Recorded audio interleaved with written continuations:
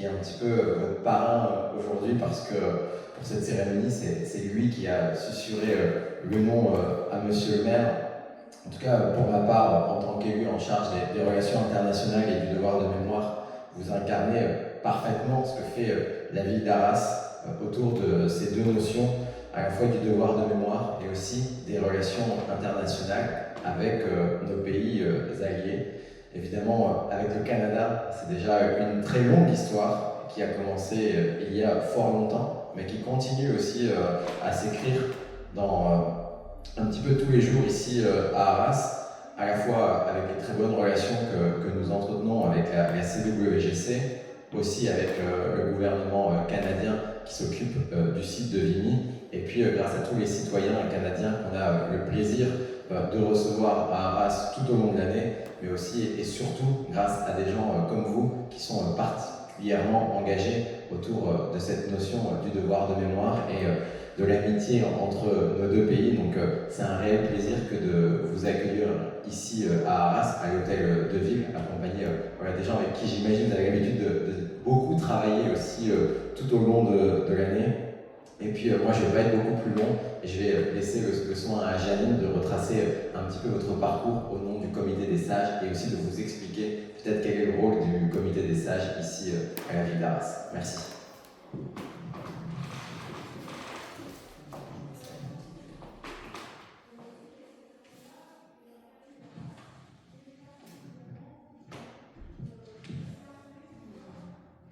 Bonjour messieurs, dames, messieurs, bonjour les élus, messieurs les élus, je crois qu'il y en a un troisième élu, les autres j'ai du mal parce que je connais très peu de monde. En tout cas, mesdames et messieurs, en vos grades et qualités, monsieur Gravel. Voilà, moi je suis Janine Richardson, vice-présidente du comité des sages. Donc je représente monsieur Lefort, qui est président du comité des sages et qui n'a pas pu être présent aujourd'hui. Alors le comité des sages, qu'est-ce que c'est? Je ne sais pas si on est toujours très sage, mais ça représente, le comité des sages représente l'ensemble des médaillés de la ville d'Arras. Donc monsieur Gravel, vous allez bientôt faire partie du comité des sages. Alors certainement les messieurs qui sont autour de vous savaient déjà que vous étiez un sage, mais là vous aurez le label officiel. Voilà. Alors je vais rappeler la charte qui explique ce qu'est la médaille de la reconnaissance.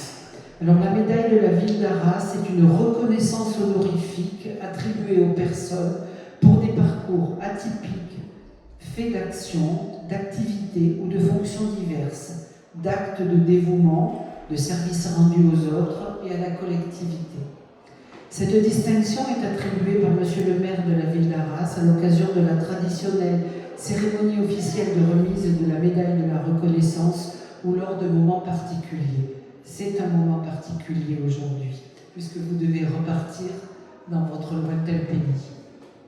Alors, monsieur Gravel, que dire de votre parcours? Donc, d'abord, moi j'ai cherché quand même un petit peu. Je sais que vous êtes né à Cornwall, au Canada, dans l'Ontario, le 11 septembre 1967. On a l'habitude de donner les dates de naissance, je suis désolée. Ce n'est peut-être pas une habitude chez les Canadiens, mais chez nous, on affiche notre âge. Sur Internet, on dit que vous êtes un historien amateur. Voilà, moi je sais que depuis 2001, ici, vous entreprenez des recherches sur des combats ayant eu lieu entre Arras et Cambrai particulièrement dans le cadre de la Première Guerre. Depuis 2003, vous proposez des visites de champs de bataille sur tout le territoire. Vous êtes impliqué dans la réalisation de plusieurs monuments historiques sur le secteur. Vous avez été reconnu, vous êtes chevalier dans l'Ordre national du mérite et médaillé du couronnement du roi Charles III. Et vous êtes aussi un écrivain très prolifique. Et c'est là-dessus que je vais peut-être un peu m'étendre, parce que j'ai cherché, c'était très intéressant. Et surtout, je dois dire que j'étais très intéressée sur tout ce travail sur la Première Guerre mondiale. Le comité des sages et des médaillés, justement, vous allez bien compléter le comité des sages et des médaillés, puisque nous avons nous sommes en cours de réalisation d'un très gros projet sur les femmes résistantes.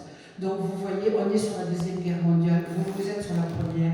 Ben, je crois qu'on a besoin de ressources dans tout ce domaine de la mémoire, puisque c'est une priorité de la ville d'Arras, et je crois que nous le devons aux générations futures.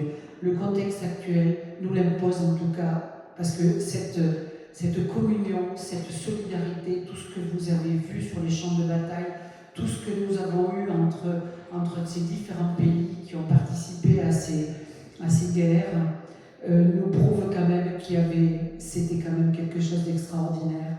Enfin, pas la guerre évidemment, mais la solidarité entre les peuples.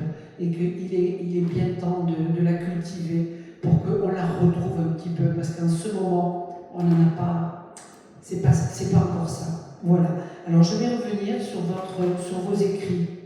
2008, d'Arras à Cambrai, par le chemin le plus long. Vous traversez, alors c'est marrant parce que vous évoquez la traversée du canal Seine-Nord, on en parle tellement à ce moment. Bien sûr, vous avez la prise de Saint-Lémarquion et l'attaque et les contre-attaques pour arriver à Cambrai. Tout ça est bien décrit. 2010, nous sommes français. Quel beau titre, c'est magnifique. Voilà, c'est l'histoire des Canadiens et des délivrés des cours Saint-Quentin le 3 septembre 1918. Que c'est heureux d'avoir pu écrire cette épopée. 2018, d'Arras à Cambrai par le chemin le plus long. Mais ça fait partie de cette série d'Arras à Cambrai où vous évoquez, là c'est l'histoire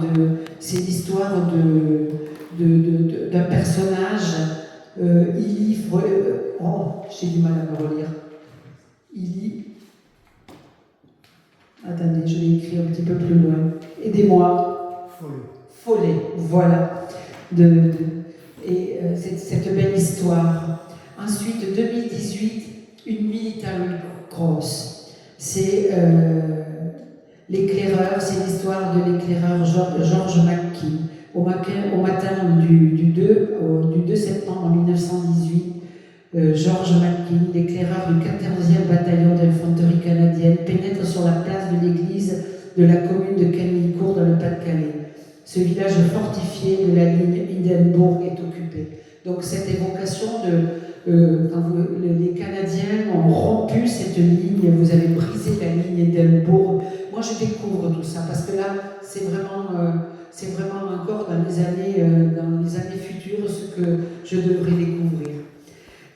Voilà. Et 2024, la bataille de Dury, la bataille de la Scarpe de 1918, qui est la première phase de la deuxième bataille d'Arras de la même année. C'est vrai qu'elle est méconnue. Moi, en tout cas, moi j'y suis, je vais m'y plonger parce qu'en plus ça s'appelle la bataille de la Scarpe et moi j'habite à port de Scarpe, donc ça m'intéresse beaucoup de voir un petit peu sur l'eau qui passe devant chez moi, tout ce qu'elle a transporté, toute sa mémoire, toute la mémoire qu'elle a partagée, que ce petit ruisseau a partagé à l'amont.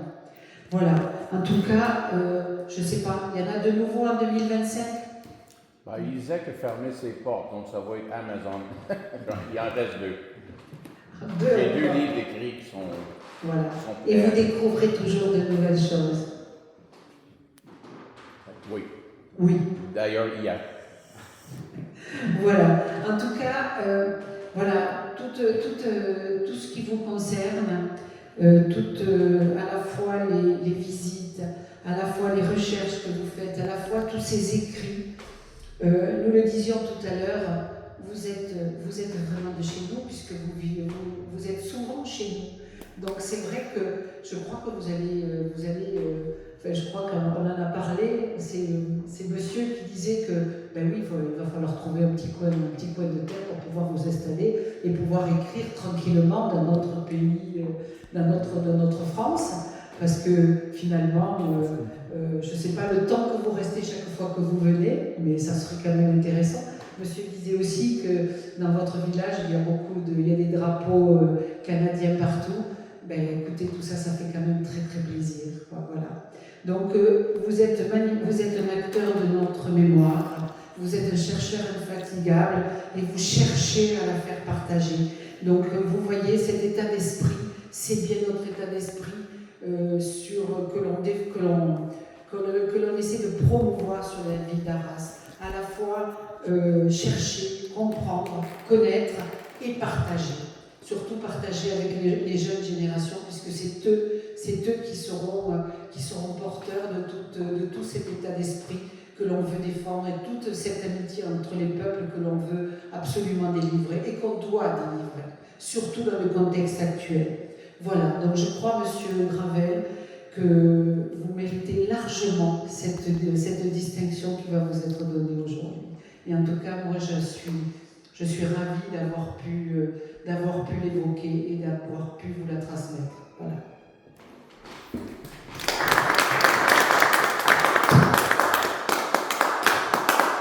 Merci Janine. Alors ici aussi on a le drapeau canadien et on a aussi la jeunesse avec Tanguy, donc peut-être on peut lui laisser la parole aussi pour qu'il nous dise pourquoi finalement il a souhaité proposer Monsieur Gravel pour cette médaille de la reconnaissance de la ville d'Arras.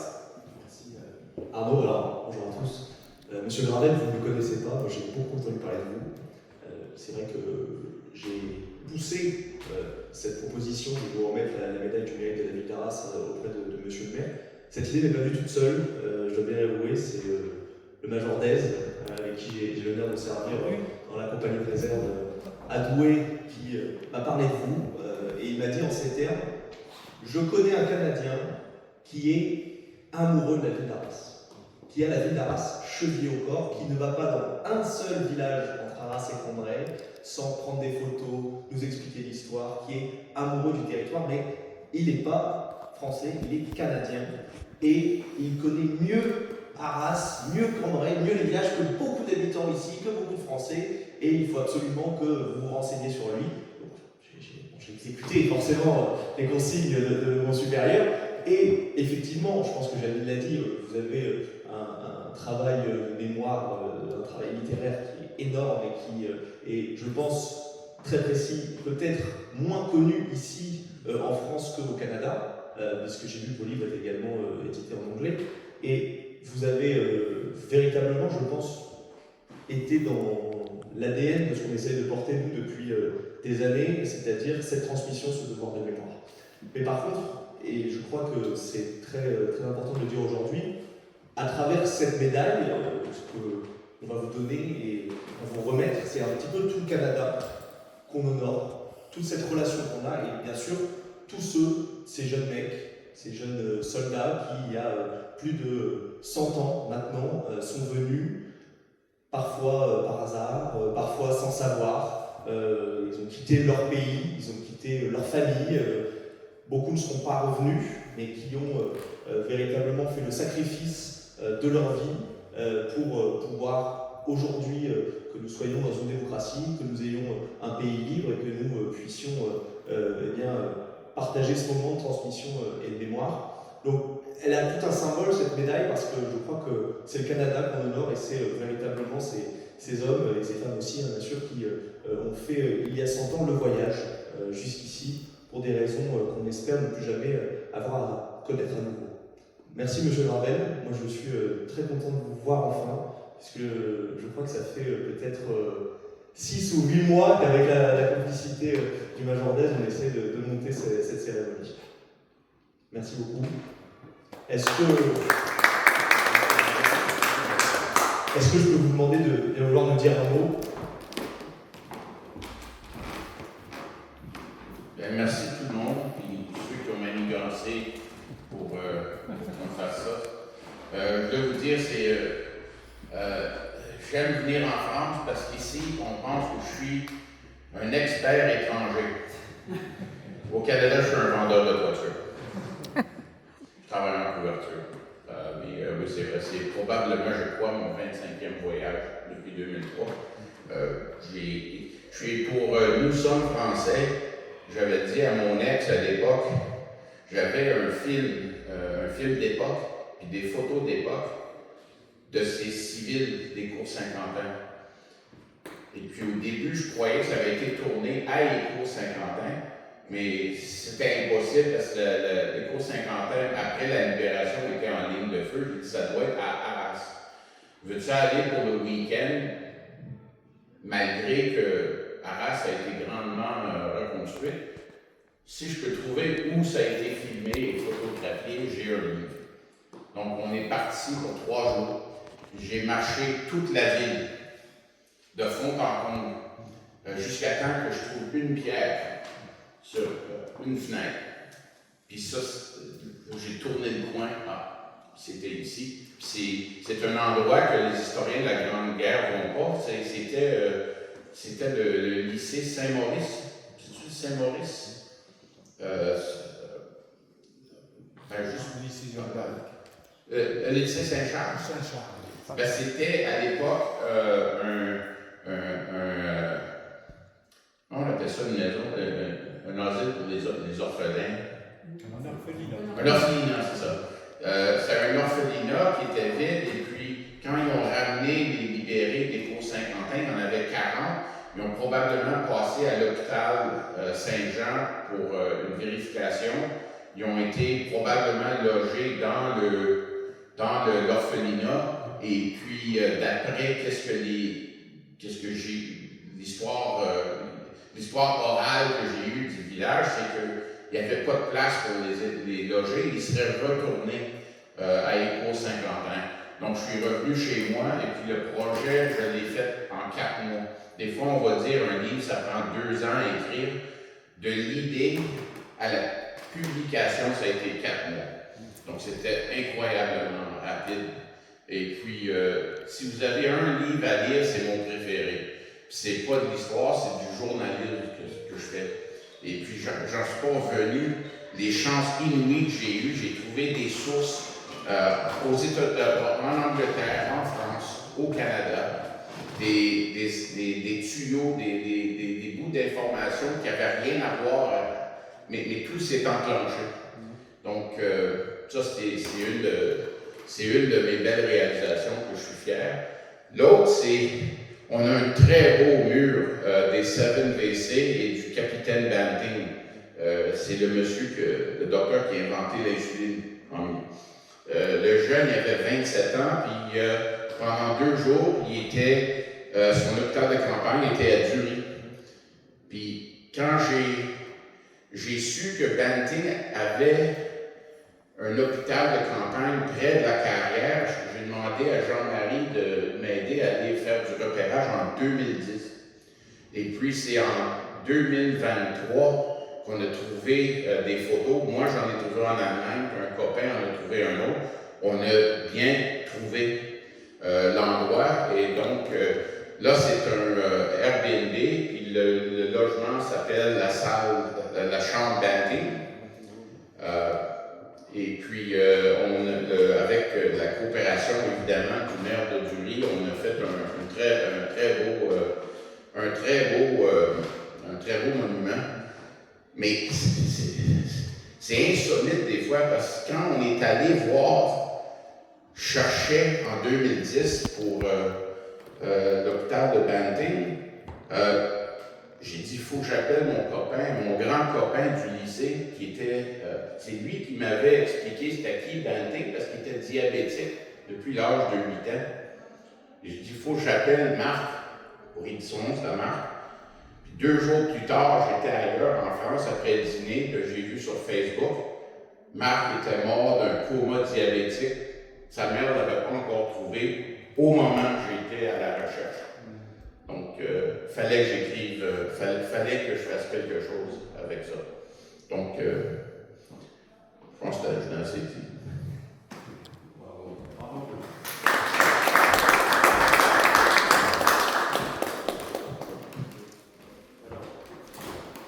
Ça va, fallait rester.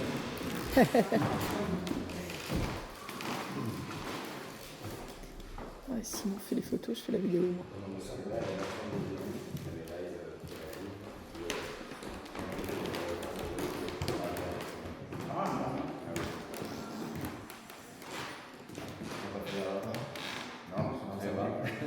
C'est juste mes yeux faits. C'est très petit. Alors, ça, c'est plutôt pour s'occuper dans le train. Ah ouais. s'est retourné celui-là. N'importe quoi. Pour oublier, si jamais vous perdez le coup de la mémoire, on a oublié les choses essentielles. Oh, vous n'avez pas vu mon appartement. Comme ça complétera votre collection. Ah, super. Oh, oui. Bravo. Partagez, On prendrait pas une photo devant les drapeaux?